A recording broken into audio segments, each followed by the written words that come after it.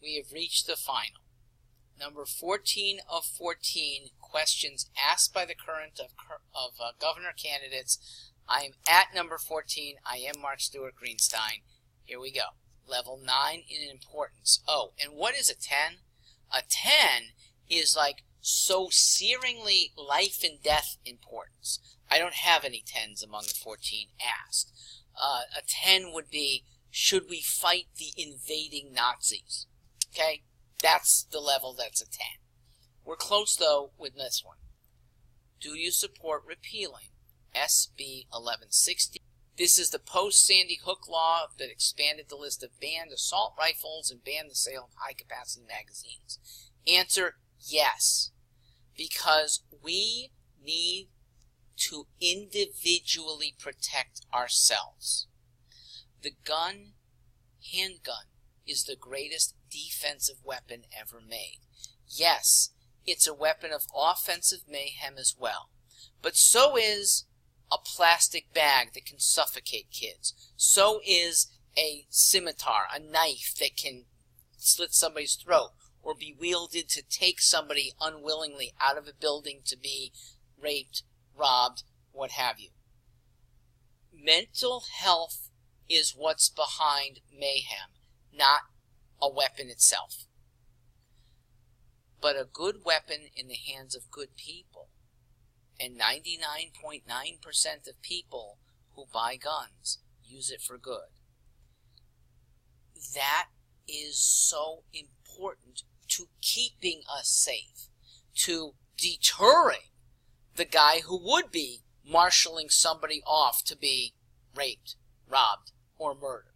Whether that person has himself a gun to do it, or the knife, or just he's big and could strangle you if you don't go along. Can't protect against that. But you can with good guys bearing guns. The police are good guys with guns, but they can't be everywhere, and you wouldn't want them to be. Ladies and gentlemen, armed civilians, well-trained, background checked, are the right way for schools, if they choose, to police themselves. I don't think there's a statewide solution. I think it'd be district by district, maybe even school by school by school.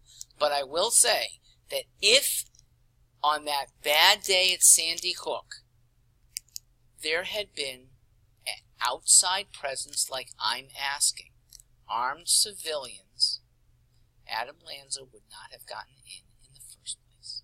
He might not have even tried, because even inebriated people bent on mayhem know that they don't want to go down in flames before they carry out their task. Why are the mass shootings in gun-free zones?